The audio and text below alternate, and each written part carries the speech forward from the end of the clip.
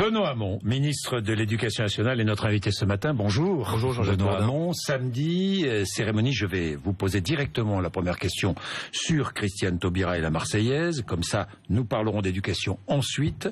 Samedi, commémoration de l'abolition de l'esclavage, cérémonie. Il y a la Marseillaise qui résonne dans le jardin du Luxembourg, qui est chantée. Christiane Taubira ne la chante pas, vous êtes à côté d'elle. Est-ce que vous défendez Christiane Taubira?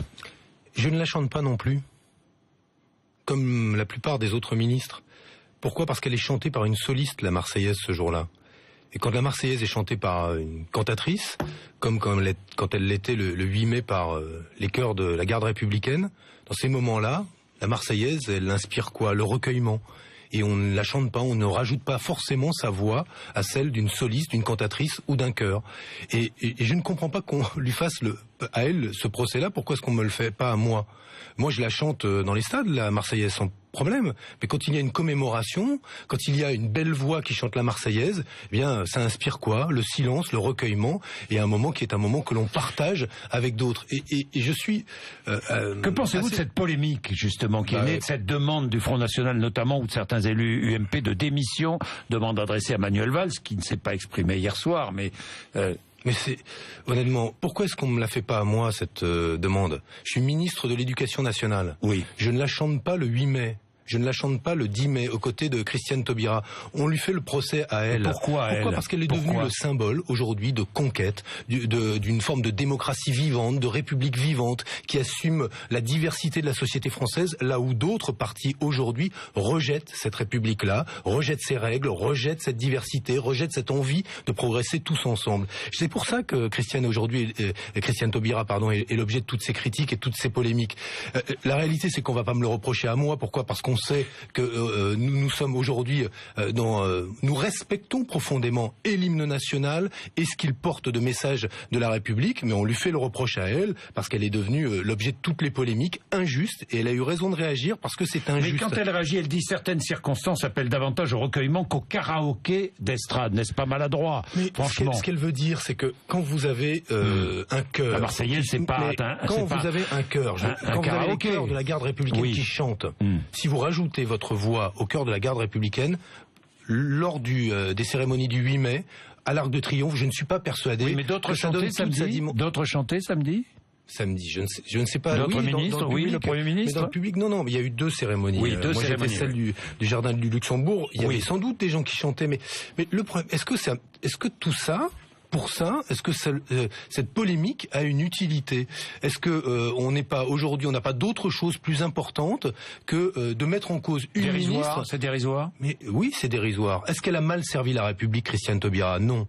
Elle est un des plus beaux exemples de la République aujourd'hui. Et on a commémoré quoi? Le fait que la République dans les Antilles, le fait que la République dans les Outre-mer, elle était particulièrement vivante, elle était particulièrement forte au moment où l'Empire, lui, rétablissait l'esclavage. Faut aussi se souvenir de ça. Qui a incarné la République au moment où l'Empire Bonaparte rétablissait l'esclavage? Sinon, les Antillais, les esclaves affranchis. C'était ça aussi le message. Donc elle est la descendante aussi de ces républicains-là, et qu'on lui fasse le procès de ne pas chanter la Marseillaise, c'est tout simplement injuste. Et le président de la République l'a dit et l'a rappelé, qu'à Saint-Domingue, les esclaves affranchis faisaient quoi? Ils chantaient la Marseillaise. Il chantait la Marseillaise. Eh bien, aujourd'hui, pas de mauvais procès à Christiane Taubira, pas de mauvais procès à ceux qui gardent le silence quand on chante la Marseillaise, parce que c'est aussi un moment de recueillement, c'est pas qu'un moment d'exaltation. Et moi, je la chante tout le temps dans les stades. Je ne la chante pas forcément dans les moments de commémoration, parce que ça ne me semble pas être la bonne façon de se recueillir. Où est-ce qu'on en est? Elle est aujourd'hui, la Marseillaise, elle est enseignée au primaire, et c'est une des bonnes choses, je trouve, aujourd'hui en primaire, qu'on apprenne la Marseillaise, qu'on essaie de comprendre ce qu'est le sens du message républicain, d'un hymne qui n'est pas qu'un hymne guerrier, même si certains le trouvent trop guerrier, donc c'est aussi une bonne chose. Moi, je n'ai aucun problème, au contraire, à ce que la Marseillaise soit enseignée en primaire. La réforme des rythmes scolaires, on va changer de sujet. Benoît Hamon, est-ce que vous n'êtes pas, c'est ce que disait Hervé Gattegno il y a un instant dans sa chronique sur RMC, est-ce que vous n'êtes pas en train de faire avec ce projet de réforme des rythmes scolaires ce que Ségolène Royal fait avec l'écotaxe? Et j'ajoute, vous inscrire dans la continuité, dire que l'idée était légitime, qu'il faut la poursuivre et faire le contraire. Bon, franchement. Reprenons alors au début. Oui. Quand j'arrive comme Oui. ministre de l'Éducation, 94% des communes ont déposé une organisation du temps scolaire ou sont sur le point de la valider. Il reste 6% de communes qui résistent ou rencontrent des difficultés. J'essaye de regarder les problèmes tels qu'ils existent. Ce qu'on me dit, c'est quoi? Quand j'appelle Alain Juppé, par exemple, maire de Bordeaux, il me dit on a des problèmes sur la maternelle. Les écoles maternelles, aujourd'hui, c'est pas simple d'organiser le temps périscolaire comme ça le serait en primaire. Eh bien, dans la circulaire qui accompagne le décret que j'ai publié le 8 mai, il y a des dispositions sur la maternelle. J'entends quoi? Des communes, des maires de communes de petites communes, de communes rurales, qui me disent organiser 45 minutes tous les jours de temps périscolaire supplémentaire, c'est très compliqué quand on est une commune de 600 habitants. Donc regroupons. Donc nous, ce qu'il nous faudrait, c'est la possibilité de regrouper sur une après-midi pour obtenir quoi? Eh bien le fait que quand on a 4 communes dans ce qu'on appelle un regroupement pédagogique, eh bien pour le lundi, on libère le lundi après-midi pour la commune X, on libère le mardi après-midi pour la commune Y. L'avantage c'est quoi? Ou le vendredi après-midi pour d'autres communes. Ou le vendredi après-midi, mais pas toujours le vendredi après-midi. Aux enseignants qui auront peut-être un week-end un peu plus long. Mais pour une minorité d'enseignants qui se retrouveront dans cette situation. Et arrêtons de prendre la question des rythmes scolaires à travers aux syndicats, ça, non? Mais si ça permet de faire plaisir à certains professeurs de pouvoir avoir leur vendredi après-midi, soit l'essentiel c'est quoi? Je veux terminer mon raisonnement sur les petites communes. C'est qu'on puisse avoir les mêmes intervenants qui interviendront sur 4 communes différentes, un jour différent par commune, et ainsi on fait des économies d'échelle et on réalise une activité périscolaire de bon niveau, même dans des petites communes. Dernier sujet qui nous avait été posé, des communes qui souhaitaient alléger encore la semaine. La semaine française, c'était une des plus aujourd'hui avec des journées les plus longues d'Europe, et on se retrouvait avec des semaines qu'on ne pouvait pas alléger. Nous avions choisi de rester dans un décret 24 heures de temps scolaire par enfant. Et des maires nous disaient est-ce qu'on peut pas faire 23 heures et grignoter un petit peu sur le temps des vacances d'été, par exemple? Ce décret le permet. Donc nous réglons des problèmes qui existaient. Il y a beaucoup de maires qui vous ont fait cette demande. Quelques-uns. Mais dans des communes suffisamment importantes, avec une expérience suffisamment importante aussi de l'organisation du temps scolaire pour qu'on juge cela intéressant. En clair, ma démarche, elle a été quoi? De dire, au-delà de ces 94% de communes, ne peut-on pas adapter le cadre réglementaire de façon à ce qu'il intègre des expérimentations nouvelles, dont ces communes qui concentreront le temps périscolaire sur une après-midi, dont ces communes qui décideront de grignoter sur les vacances d'été, pour faire en sorte que cette réforme, qui, je le rappelle, est dans l'intérêt de l'enfant dès lors qu'elle permet de travailler 5 matinées, et de façon à ce qu'elle soit mise en œuvre partout. Alors, il y avait des problèmes justement, qui étaient je vais posés. vous parler des problèmes financiers dans un instant parce que c'est important. Mais je dirais un mot. Alors encore un mot vite, Benoît Hamon, et je. Oui. Mais des maires m'ont posé ces problèmes. Oui. J'ai cherché à les résoudre. Les parents d'élèves aussi m'ont posé ces problèmes. J'ai cherché à les résoudre. Ou des professeurs. Je veux simplement dire à ceux des maires, quelques-uns, qui disent non aujourd'hui. Je n'appliquerai pas. Tiens, Plaisir, vous connaissez la ville de Plaisir dans les Yvelines. Un mot sur ces maires. Oui. Marseille qui dit non. Il y a des mairies qui, très très minoritaires, n'ont manifestement pas travaillé sur cette organisation du temps scolaire et périscolaire. Marseille, j'ai eu Jean-Claude Gaudin au téléphone, il demandait un moratoire. Jean-Claude Gaudin est un républicain, il sait une chose, c'est que l'organisation du temps scolaire, c'est l'État. L'école gratuite et obligatoire, c'est l'État. Et il revient à l'État de fixer le temps scolaire, la semaine, le mois, l'année. Alors ces villes, ces municipalités qui n'appliqueront pas mais elles s'appliqueront à la réforme. Mais parce que sinon, vous imaginez des parents d'élèves qui verraient le mercredi matin, le cas échéant, l'école fermée, parce que le maire aurait décidé de maintenir fermée l'école, alors que ce sont des moments où des professeurs des écoles, donc des instituteurs, vont donner ou faire la leçon à leurs enfants, ils seraient, ces maires, dans l'illégalité, et des parents d'élèves seraient en situation de pouvoir porter plainte contre les maires qui ont maintenu l'école fermée, là où ils attendent que il n'y aura pas. Mais donc à la rentrée prochaine, toutes les mairies devront appliquer la réforme. Mais c'est pour ça que moi j'ai essayé de régler les situations. À la rentrée prochaine, toutes les mairies devront appliquer la réforme. Oui, toutes. Elles étaient prêtes à 94%. Bon. Elles le seront avec le décret complémentaire que je pose à probablement pour la plupart. Et la question est de savoir si pour quelques maires très isolés, très très isolés, qui ont décidé de faire de cette réforme un enjeu politique et polémique, nous devons abandonner une réforme qui est dans l'intérêt de l'enfant, il n'en est pas question. Donc, je veux rappeler une chose, c'est pourquoi faisons-nous travailler une matinée de plus les enfants avant de faire la semaine de 4 jours? On a tous connu 5 matinées. tous. Oui. Et tous les parents d'élèves qui disent non aujourd'hui l'ont tous connu, jusque récemment, y compris pour les plus grands de leurs enfants. Et nous savons quoi ? C'est que les pics de vigilance, donc de concentration des enfants, sont entre 9h et 11h le matin.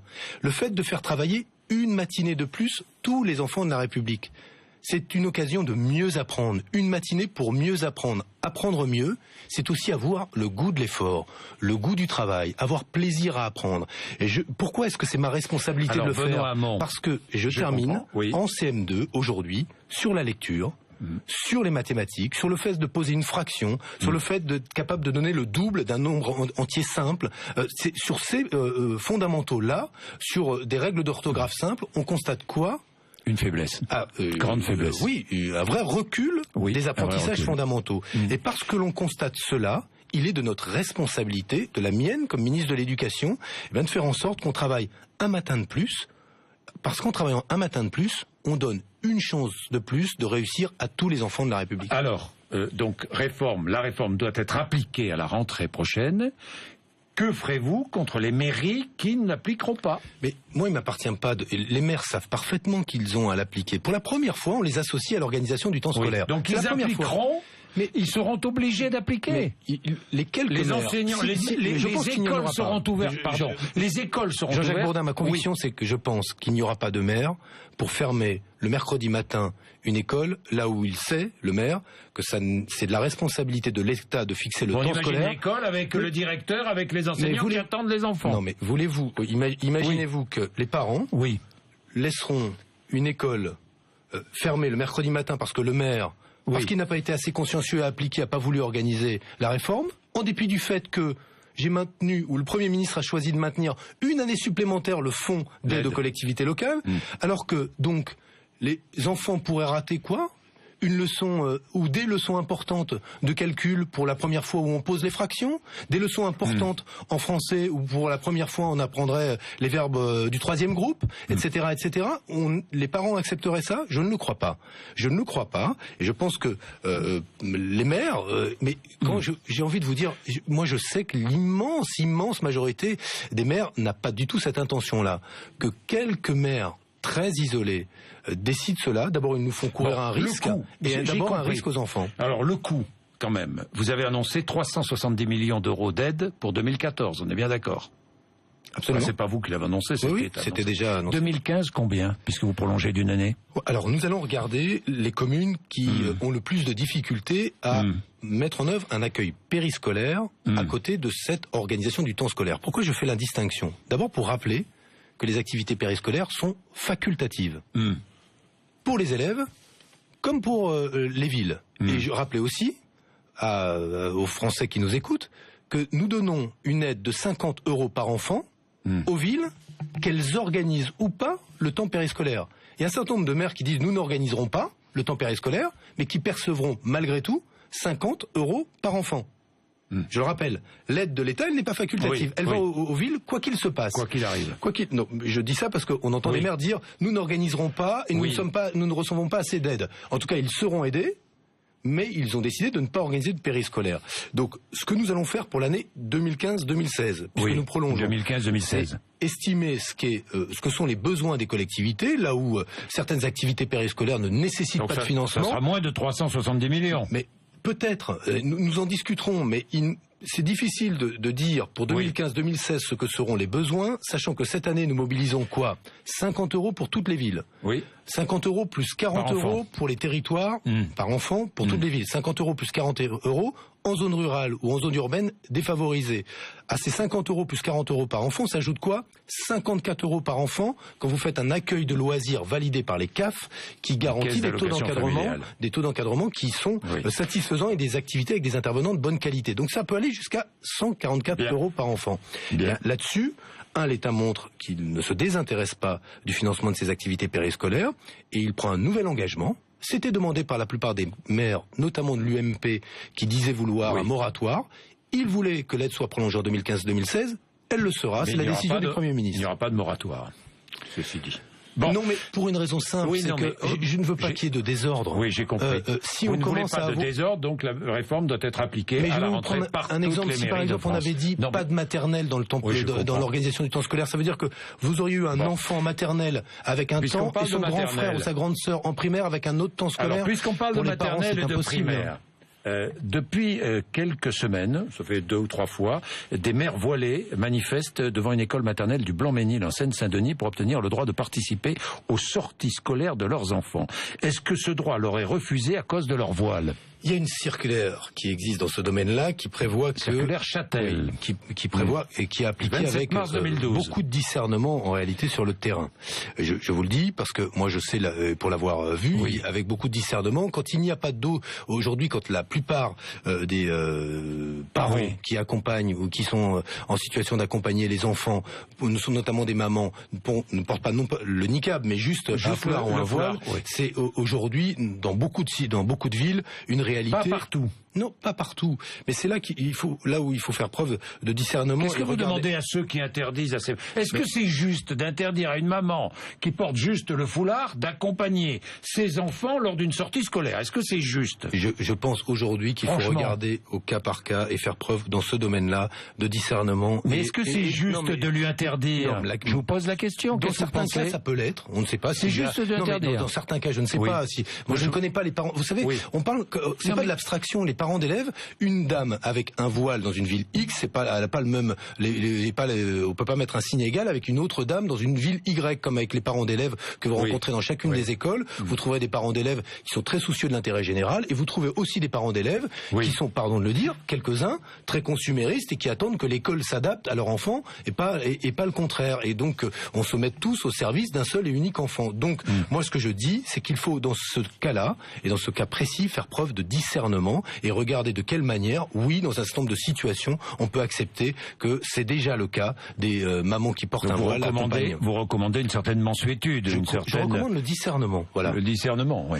C'est un mot en français extrêmement clair. Oui, extrêmement clair. Quand il n'y a pas de prosélytisme religieux apparent, on peut permettre aux mamans. Et je rappelle qu'il y a des encadrants, qu'il y a des professeurs avec un foulard. Mais voilà, qu'il y a des professeurs qui sont là, qui. Ça ne vous choque pas qu'une maman. Non, je le dis sur certaines sorties scolaires, ça ne me choque pas. Ça vous choque pas. Bien, vos réformes. Vous êtes ministre de l'Éducation nationale. Quelles sont? On dit que vous êtes en train de réfléchir à la mise en place de systèmes permettant moins de rupture dans le passage de la 6e au collège. C'est vrai que parfois l'enseignement change totalement, les enfants peuvent être un peu désemparés, et vous voulez changer un peu l'évaluation des élèves.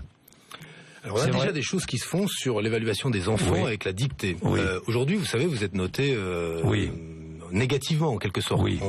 On regarde vos fautes, peu importe d'ailleurs que vous fassiez toujours le même type de faute ou que vous fassiez des fautes de différentes natures.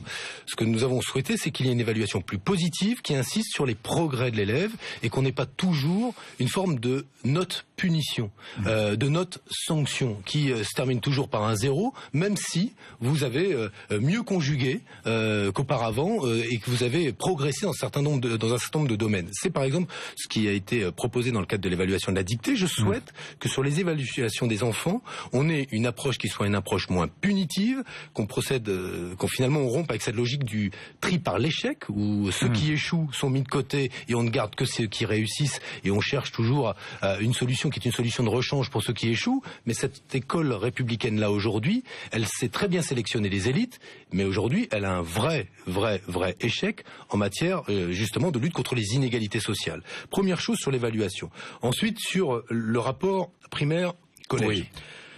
Quand vous passez pour un enfant d'un professeur des écoles qui s'occupe de deux choses, vous transmettre des connaissances, vous apprenez à lire, à écrire, et vous apprenez aussi ce qu'on appelle le savoir-être, le respect de l'autre, à plusieurs professeurs qui vont se concentrer pour ces professeurs, pour l'essentiel, sur la transmission des connaissances. Votre CPE s'occupant de ce qu'on appelle le savoir-être, le respect, etc. Je pense qu'il y a là des ruptures qui sont parfois déstabilisantes, tout le monde le sait, pour les élèves. Et une chose est sûre, c'est que toutes les écoles qui réussissent sont celles qui éliminent les sources d'anxiété pour les enfants, ce qui les inquiète, les déstabilise, les insécurise.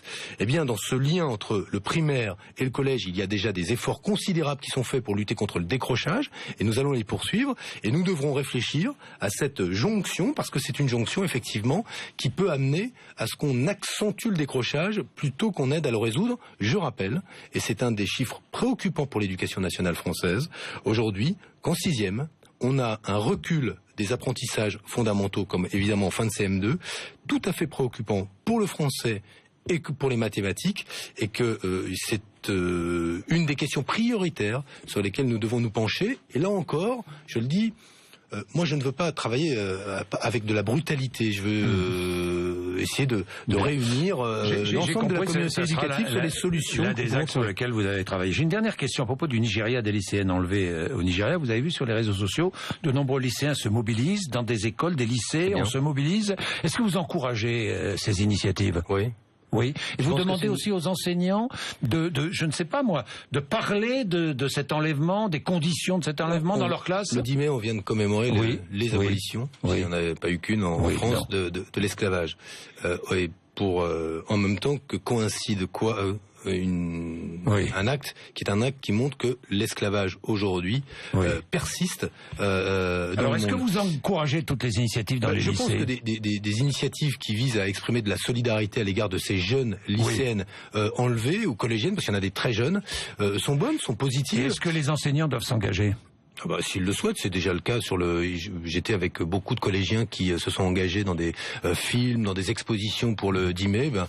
Hélas, c'est une occasion supplémentaire de le faire à travers une actualité, pas simplement une commémoration, mais je trouve bien qu'on puisse s'engager sur des causes comme celle-là, parce qu'elles montrent qu'on peut être solidaire d'autres lycéens, ou en l'occurrence lycéennes et collégiennes, à l'autre bout du monde, qui sont elles aujourd'hui victimes d'actes absolument inacceptables. C'est bien aussi que la France s'engage directement aux côtés du gouvernement nigérian pour retrouver les auteurs de ces actes inacceptables. Merci Benoît Hamon, il est 8h58, merci. Merci à vous.